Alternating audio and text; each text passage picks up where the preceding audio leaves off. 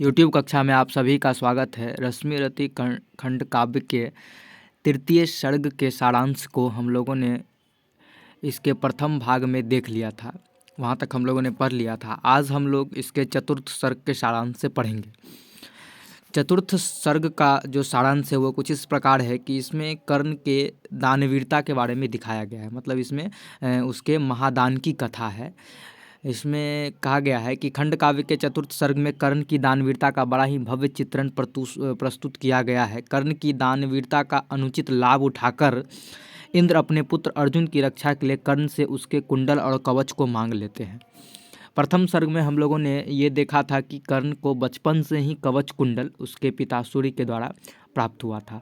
कवच कुंडल एक ऐसा मतलब अस्त्र नहीं कह सकते हैं, शरीर में लगा होता है कवच, जिससे उसे कोई मार नहीं सकता है। मतलब उसको कोई भी बाण भेद नहीं सकता है कवच कुंडल को।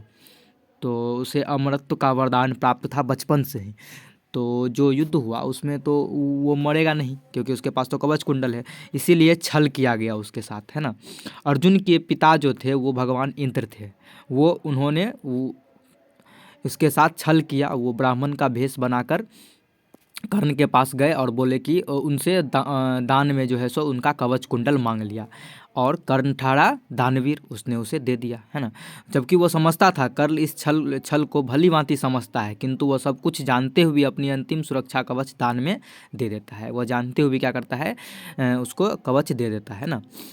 कर्ण छल भरी गंदी कूटनीति पर विश्वास नहीं रखता। कर्ण एक ऐसा मतलब इसमें है कि उसको कपट छल इस सब पे विश्वास नहीं है ना। वो उस कपट का उत्तर विशाल उदारता से देता है। कर्ण के इस निर्णय को सुनकर वे ग्लानि से झुक जाते हैं। कौन? भगवान इंद्र। जो ये निर्णय सुनते हैं कि वो सही में दान देने के लिए तैयार है, तो वो उनका ग्लानि से सर झुक जाता है ना। कर्ण यश की आकांक्षा से ही दान नहीं देता, बल्कि वह धन की निरर्थकता को बहुत गहराई से समझता है। कर्ण ये सोच के दान नहीं देता है कि उससे ये वो यश कमा लेगा, है ना। वो धन को निरर्थक समझता है, सिर्फ वो धन को दान करने के योग्य ही समझता है, ठीक है। क्योंकि उसको धन से कोई उतना मतलब नहीं है ना। वो बचपन से ही साधारण गरीबी के बीच बिताया, उसने अपना बचपन साधारण गरीबी के बीच बिताया, है ना। बताए हुए प्रथम सर्ग में ही हम लोगों ने पढ़ा था कि उसका लालन पालन कहाँ हुआ था, एक सूत के यहाँ हुआ था, है ना। सूत गरीब ही होते हैं। वह उसकी विपन्नता का साक्षी है। राजपद पाने पर भी उसमें दम नहीं है। मतलब उसे कोई भी धन का घमंड नहीं है, या फिर ये नहीं है कि मैं बहुत ज़्यादा धनवान हो गया हूँ। जब उसको दुर्योधन उसको राज दे देता है, पूरा राजपाट दे देता है, फिर भी उसमें थोड़ा सा भी घमंड नहीं है ना। वो धन को निरर्थक समझता है, वो उसे दान करने के लिए ही समझता है। तो चतुर्थ सर्ग में उसकी दानवीरता को ही बताया गया है, जिसमें वो कवच कुंडल भगवान इंद्र को दे देता है, जो उसे मांग लेते हैं ना, दान के रूप में मांग लेते हैं। हम लोग देखते हैं इसका पंचम सर्ग। पंचम सर्ग में कहा गया है माता की विनती। माता की विनती से तात्पर्य है कि माता कुंती, है ना, वो उनसे ये उनसे विनती करने जाती है कर्ण से कि तुम जो है सो के कौरवों का दल छोड़ दो, मतलब दुर्योधन का साथ ना देकर अपने भाइयों का साथ दो, मतलब पांडवों का साथ दो।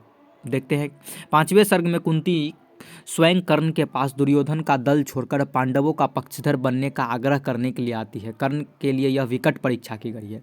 अच्छा, एक तरफ माता आई है उससे विनती करने कि तुम अपने भाइयों का साथ दो, और दूसरी तरफ वो दुर्योधन को क्या किया है, वचन दे दिया है कि हम तुम्हारा साथ कभी नहीं छोड़ेंगे। अभी इसके लिए विकट की घड़ी है। कवि कहते हैं, जिस माता ने लोक लज्जा के कारण उसे जल में बहा दिया था, वही आज अपनी मातृत्व का अधिकार जताकर उसे दुर्योधन से अलग करने आ रही है। तात्पर्य यह है कि पहले सर्ग में बता चुके हैं कि कर्ण का जन्म उसके कुमारी में ही, जब कुंती कुमारी थी तभी उसका जन्म हो गया था। उसने लोक लज्जा से बचने के लिए उस नदी में बहा दिया था, और जो उसे बचपन में ही नदी में बहा दिया था, वो आज अपना मातृत्व का अधिकार दिखाने आ रही है ना। कर्ण के सारे अपमान, कुंठा, ग्लानि और कलंक का एकमात्र कारण माँ कुंती ही है ना। जैसे ही पता चल रहा है कि जितना अपमान हो रहा है उसका, जितना ग्लानि है, कलंक है, वो सब उस कुंती के कारण नहीं है, क्योंकि उसने उसे पानी में बहा दिया था, है ना। जो आज उसके सामने प्रार्थना और याचना की मुद्रा में खड़ी है। कर्ण बड़ी दृढ़ता से इस भावनात्मक आघात को झेल लेता है, भले ही कृष्ण अर्जुन का साथ दे छोड़ दे, है ना। और है ना। और अर्जुन ये सॉरी कर्ण जो है सो तुरंत जो है सो उसको मना कर देती है माता कुंती को, नहीं भले, और कहते हैं, और कर्ण कहता है कि भले ही कृष्ण अर्जुन का साथ, मतलब हाँ कृष्ण अर्जुन का साथ छोड़ दे, है ना, लेकिन मैं दुर्योधन के साथ विश्वासघात नहीं करूँगा, है ना, मैं उसका साथ कभी नहीं छोड़ूंगा क्योंकि मैंने वचन दे दिया है।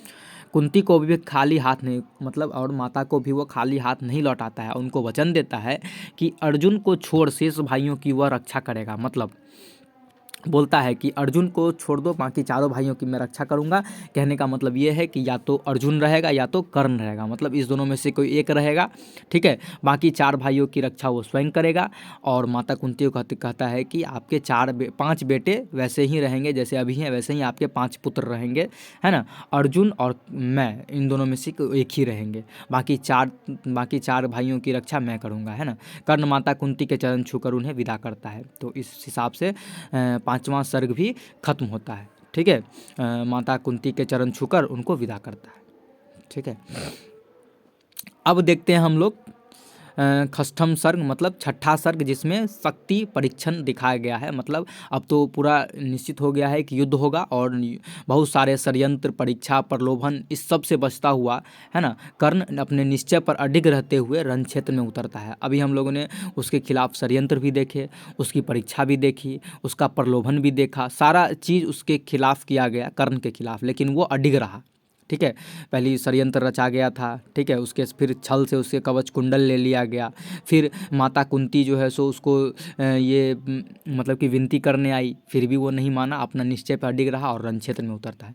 यद्यपि सरसैया पर लेटे भीष्म पिता उन्हें एक बार फिर से, है ना, युद्ध ना लड़ने की सलाह देते हैं, है ना। सरसैया पर आप लोग भीष्म पिता, यदि महाभारत के बारे में सुना होगा या देखा होगा, ठीक है, तो भीष्म पितामह के बारे में ज़रूर सुना होगा कि वो सरसैया पर लेटे हुए थे पूरे युद्ध में, ठीक है।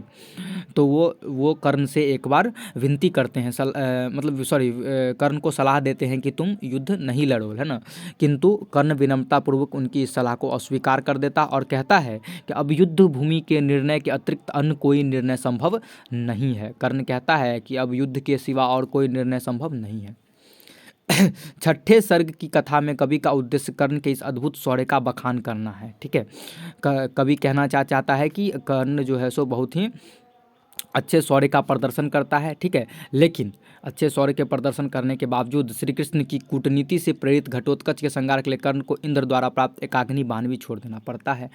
कर्ण के पास तो अब ज़्यादा हथियार बचा नहीं है, जो भी था छल कपट से सब कुछ ले लिया गया, और दूसरा उसे जो है सो ये ब्रह्मास्त्र भी प्राप्त था, वो भी जो है सो परशुराम के श्राप से जो है सो वो भी खत्म हो जाता है। बोलते हैं परशुराम श्राप दे दिए थे पहले, इससे पहले सर्ग में हम लोगों ने पढ़ा था कि वो विद्या भूल जाएगा।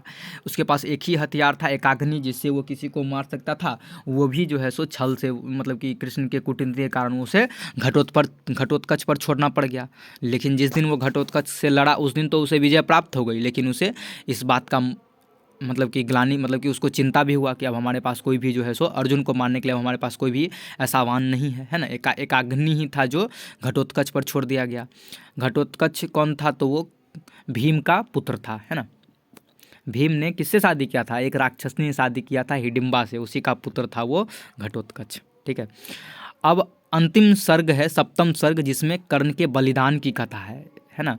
कर्ण को अपना बलिदान देना पड़ता है ना, अर्जुन के द्वारा वो मारा जाता है, ठीक है। 7वें सर्ग में कर्ण के आत्मोत्सर्ग की कथा है। यद्यपि नीति की दुहाई दोनों पक्ष देते हैं, किंतु युद्ध काल में नैतिक घोषणाएं ताक पर रख दी जाती है, क्योंकि युद्ध का अपना तर्क होता है।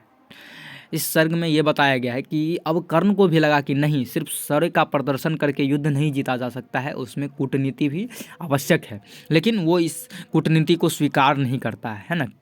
कर्ण जो है सो कूटनीति को स्वीकार नहीं करता है, ठीक है। उसे महसूस जरूर होता है कि युद्ध कौशल के साथ साथ कूटनीति भी आवश्यक है, लेकिन वो इसे स्वीकार नहीं करता है। कर्ण अपने चरित्र द्वारा युद्ध की अनैतिकता और अनर्गलता को ओर संकेत करता है। कर्ण अपने चरित्र के द्वारा ये दिखाता है कि वो, उसका चरित्र कैसा था, वो सिर्फ शौर्य प्रदर्शन करके युद्ध लड़ना चाहता था, है ना। और इससे वो ये दिखाना चाहता था कि युद्ध अनैतिक हुआ है ना, इसकी ओर संकेत करता है। किंतु युद्ध से विरत होकर नहीं, बल्कि शामिल होकर, युद्ध से हट के नहीं, मतलब युद्ध में शामिल होकर के उसने ये बताया कि युद्ध अनैतिक हुआ, है ना। कर्ण का बलिदान पांडव पक्ष के लिए महान आश्चर्य है ना। तो इस हिसाब से अंतिम सर्ग भी समाप्त हुआ। ठीक है। तो यदि आप लोगों को यदि वीडियो अच्छा लगा हो, है ना, तो वीडियो को लाइक कर दीजिएगा, कमेंट कर दीजिएगा और चैनल को सब्सक्राइब ज़रूर कर लीजिएगा। अभी बहुत सारी वीडियोज़ आने वाले हैं जो कि डिग्री 2 और डिग्री 1 के बच्चों के लिए बहुत ही लाभदायक होगा। हम इस वीडियो को exam of point of view से ही बनाते हैं कि बच्चों को एक भी प्रश्न, यदि उन्हें कहानी दिमाग में रहेगा तो एक भी प्रश्न नहीं छूटेगा, ठीक है। और मैं आप लोगों को ये भी बता देना चाहता हूँ कि आप लोग इनके कवि जो है मतलब रामधारी सिंह दिनकर, उनके बारे में भी ज़रूर, उनकी जीवनी भी ज़रूर एक बार पढ़ लीजिएगा, उससे भी एक आध प्रश्न आ सकते हैं, ठीक है। वीडियो को देखने के लिए धन्यवाद।